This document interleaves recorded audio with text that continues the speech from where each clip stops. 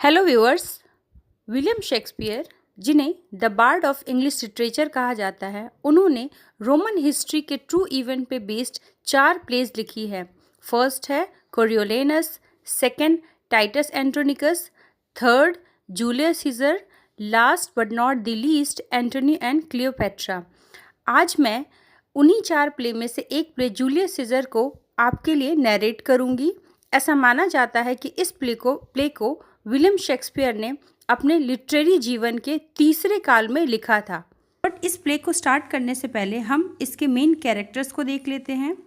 इसका first character है Julius Caesar, जो एक ग्रेट रोमन है और अभी अभी युद्ध करके लौटा है। सेकंड कैरेक्टर है मार्कस ब्रूटस, जो एक जज है और जूलियस सीजर का बहुत बड़ा सपोर्टर है। इसका मानना है कि सरकार को, गवर्नमेंट को हमेशा जनता की भलाई के लिए ही काम करना चाहिए। थर्ड कैरेक्टर है एंटोनी, जो जूलियस सीजर का बहुत वफादार फ्रेंड है और हमेशा उसका भला सोचता है। फोर्थ कैरेक्टर है कैशियस, जो बहुत टैलेंटेड जनरल है, बट कहीं ना कहीं ये जूलियस सीजर से बहुत ईर्ष्या करता है। फिफ्थ कैरेक्टर है ऑक्टेवियस, जो जूलियस सीजर का भतीजा है और इसे जूलियस सीजर ने अपने उत्तराधिकारी के रूप में गोद लिया है। 6 कैरेक्टर है कास्का, 7 कैरेक्टर है फ्लेवियस, 8 कैरेक्टर है मारुलस। बहुत से कैरेक्टर्स हैं। अब चलिए हम प्ले की शुरुआत करते हैं, जिसमें इन सारे कैरेक्टर्स के इम्पोर्टेंस और रोल को वन बाय वन देखेंगे। प्ले की शुरुआत होती है 44 BC के फरवरी मंथ से, जहां जूलियस सीजर रोम के दुश्मन स्पेन के सम्राट पोमे द ग्रेट के बेटों को हराकर लौट रहा है और रोम की जनता खुशी से सड़कों पर उसके स्वागत के लिए खड़ी है। तभी वहाँ जूलियस का political enemies Flavius and Marullus आते हैं और वो जनता को उसका गर्मजोशी से स्वागत करता हुआ देख ईर्ष्यावश उस समारोह में पार्ट न लेने का डिसाइड करते हैं।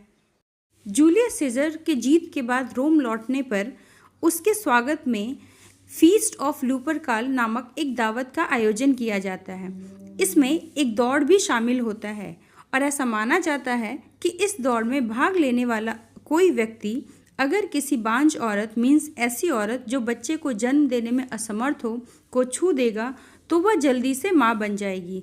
जूलियस सीजर की वाइफ कैलपुर्निया, जो अभी तक माँ नहीं बन पाई है, इसलिए जूलियस सीजर अपने एक दोस्त मार्क एंटोनी को रिक्वेस्ट करता है कि दौड़ के दौरान वह उसकी वाइफ को टच करे, जिससे कि वह जल्दी से पिता बन सके।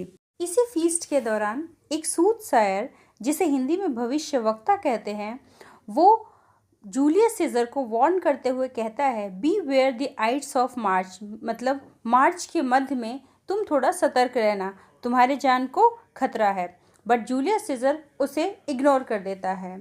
उधर दूसरी ओर मार्कस ब्रूटस, जो एक जज है और रोम के लोग इसकी बहुत रेस्पेक्ट करते हैं। लोगों का मानना है कि मार्कस ब्रूटस अपने देशवासियों का हमेशा भला ही चाहता है और प्ले में आगे हम देखेंगे कि बहुत हद तक रोम की जनता, जो उनका फेथ है मार्कस ब्रूटस पे, वो बिल्कुल सही है। मार्कस ब्रूटस इस सोच में डूबा है कि अगर जूलियस सीजर राजा बन गया तो कहीं वह निरंकुश राजा ना साबित हो जाए, और तभी मार्कस ब्रूटस के साले कैशियस की एंट्री होती है, जो मार्कस ब्रूटस की बातों को सुनकर उसमें थोड़ा और तड़का लगाते हुए कहता है कि हाँ, आप बिल्कुल सही हैं, हो सकता है जूलियस सीजर निरंकुश राजा साबित हो जाए। ब्रूटस की बातों को सुनकर कैशियस ब्रूटस को और भड़काते हुए कहता है कि जनता जूलियस सीजर को भगवान की तरह पूजती है, पर वो भगवान नहीं है, वो भी हमारी तरह ही है, हम में भी वो सारी क्वालिटीज़ मौजूद हैं। कैशियस आगे ब्रूटस को कोसते हुए कहता है कि आपकी कमज़ोर विल पावर की वजह से सीजर इतना शक्तिशाली बन पाया है। तभी उनके सामने से एंटोनी एंड जूलियस सीजर गुजरते हैं और कैशियस को देखकर सीजर एंटोनी को कहता है कि मेरे दोस्त, मुझे इस कैशियस पर जरा भी फेथ नहीं है। सीजर और दूसरे सभी पॉलिटिशियन वहाँ से चले जाते हैं और तभी वहाँ कास्का आता है। कास्का एक बहुत बड़ा षड्यंत्रबाज कैरेक्टर है। कास्का कैशियस और ब्रूटस को बताता है कि समारोह के दौरान एंटोनी ने 3 बार सीजर को क्राउन ऑफर किया, बट जूलियस सीजर ने मना कर दिया और यह सब देखकर जनता ने समझ लिया कि जूलियस सीजर को गद्दी का भूख नहीं है, मीन्स वह लालची नहीं है, और जनता ने खूब क्लैपिंग की। उसने बताया कि जूलियस सीजर एपिलेप्सी की वजह से गिर भी गया था। फ्रेंड्स, एपिलेप्सी को हिंदी में हम मिर्गी कहते हैं। यह मिर्गी एक बीमारी होती है। ब्रूटस अपने घर पहुंचता है, बट कैशियस की सारी बातें जो उसने जूलियस सीजर के अगेंस्ट कही थी वो सब ब्रूटस रिकॉल करता है और उसके दिमाग में वो सारी बातें गूंजने लगती है। उधर कैशियस एक और षड्यंत्रबाज सिन्ना के साथ मिलकर जूलियस सीजर को मारने की एक योजना बनाता है, जिसमें सिन्ना उसे एडवाइस देता है कि तुम इसमें अपने जीजा ब्रूटस को भी शामिल करो, क्योंकि जनता उनकी बहुत रिस्पेक्ट करती है और वो हमारे साथ होंगे तो कोई हम पर शक नहीं करेगा। अपने जीजा ब्रूटस को यह भरोसा दिलाने के लिए कैशियस एक लेटर लिखता है, जिसमें मनगढ़ंत बातें लिखता है कि जनता जूलियस सीजर से डरती है, वह बहुत क्रूएल राजा बनेगा। जनता नहीं चाहती कि जूलियस सीजर राजा बने। ब्रूटस लेटर पढ़कर बहुत चिंतित हो जाता है। तभी कैशियस सिन्ना के साथ ब्रूटस के घर आता है और उसे इस बात के लिए मना लेता है कि कल सीनेट की मीटिंग में हम जूलियस सीजर को मार देंगे। कैशियस जूलियस सीजर के साथ साथ एंटनी को भी मरवाना चाहता था, बट ब्रूटस इसके लिए एग्री नहीं होता।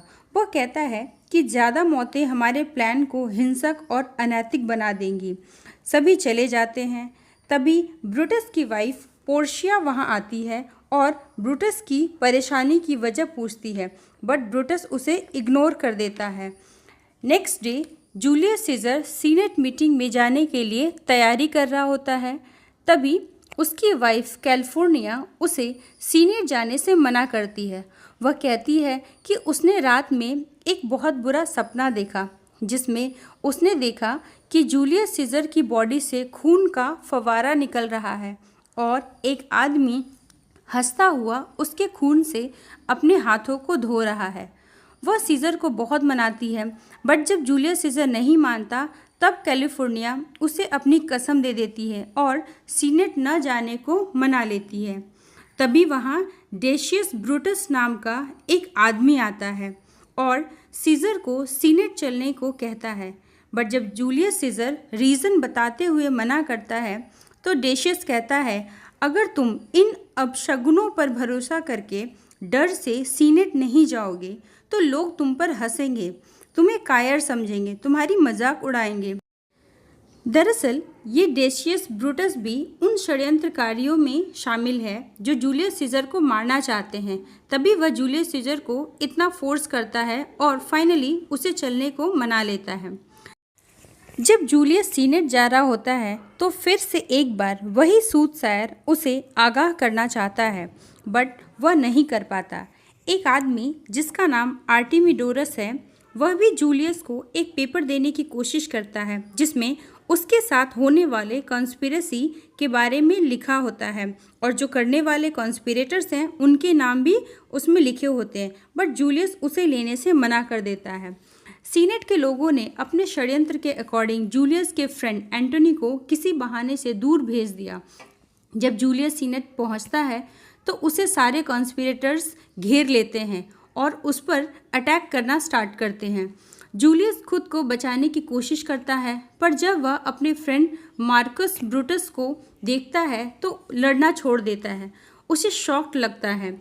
जूलियस की मौत हो जाती है। एंटनी पहुंचता है तो जूलियस की बॉडी पे बहुत रोता है, पर वह सारे कॉन्स्पिरेटर्स से हाथ मिलाता है और जूलियस सीजर को मारने का रीज़न पूछता है। तब मार्कस ब्रूटस उसे कहता है कि इसकी वजह वह जूलियस की फ्यूनरल पर बताएगा। तो एंटनी कहता है कि जूलियस के फ्यूनरल पर बोलने का मुझे भी मौका दिया जाए। कैशियस जानता था कि एंटनी बहुत अच्छा वक्ता है। वह जानता था कि कहीं एंटनी अपनी बातों के थ्रू जनता को भड़का न दे, इसलिए वह एंटनी को फ्यूनरल पर बोलने से मना करता है, बट मार्कस ब्रूटस एंटनी को मौका देने का प्रॉमिस करता है। जूलियस सीजर के फेवर में बोला गया एंटनी की बातों को सुनकर लोग बहुत भड़क जाते हैं और ब्रूटस और कैशियस को दौड़ा दौड़ा कर शहर से बाहर निकाल देते हैं और सभी कॉन्स्पिरेटर्स के घरों में एक एक करके आग लगाना स्टार्ट करते हैं। इसी दौरान लोग कॉन्स्पिरेटर सिन्ना की जगह एक पोएट जिसका नाम भी सिन्ना द पोएट था, उसे पकड़ लेते हैं। पर जब उन्हें पता चलता है कि यह दूसरा सिन्ना है तो लोग उसे भी नहीं छोड़ते, यह कहते हुए कि इसने भी अपनी फालतू की पोयम से हमें बहुत परेशान किया है, उसे मार देते हैं। इसी बीच जूलियस सीजर का नेफ्यू या हम कह सकते हैं उसका गोद लिया हुआ बेटा ऑक्टेवियस रोम आता है और एक गठबंधन बनाता है जिसमें 3 लोग होते हैं, Octavius Caesar, Mark Antony and Lepidus. Octavius Julius Caesar की मौत का बदला लेने के लिए ब्रूटस और कैशियस से युद्ध करता है। उधर ब्रूटस को खबर मिलता है कि उसकी वाइफ पोर्शिया ने उसके कारण सुसाइड कर लिया है। युद्ध की तैयारियां शुरू हो जाती है, पर युद्ध के एक रात पहले ब्रूटस को जूलियस सीजर का भूत दिखता है जो उससे बदला लेने की बात करता है। उसे देखकर ब्रूटस चिल्लाने लगता है। दूसरे दिन युद्ध शुरू होता है। ब्रूटस एंड कैशियस मिलकर एंटनी एंड ऑक्टेवियस से लड़ रहे होते हैं, पर जैसे ही ब्रूटस एंड कैशियस को अपनी हार दिखने लगती है, वो दोनों एक एक करके आत्महत्या कर लेते हैं। मार्कस ब्रूटस की डेथ बॉडी पर एंटनी कहता है कि he is the noblest Roman of all, क्योंकि ब्रूटस ही एक ऐसा था जिसको लगता था कि वो ये सब रोम की भलाई के लिए कर रहा है। बाकी के कॉन्स्पिरेटर्स तो अपने एम्बिशंस के लिए कर रहे थे। ऑक्टेवियस ब्रूटस को इज्जत के साथ दफनाने का ऑर्डर देता है और सभी जीत की जश्न मनाने चले जाते हैं। और इस तरह विलियम शेक्सपियर की लिखी हुई इस ट्रेजिक प्ले जूलियस सीजर की एंडिंग होती है। Thank you for watching friends.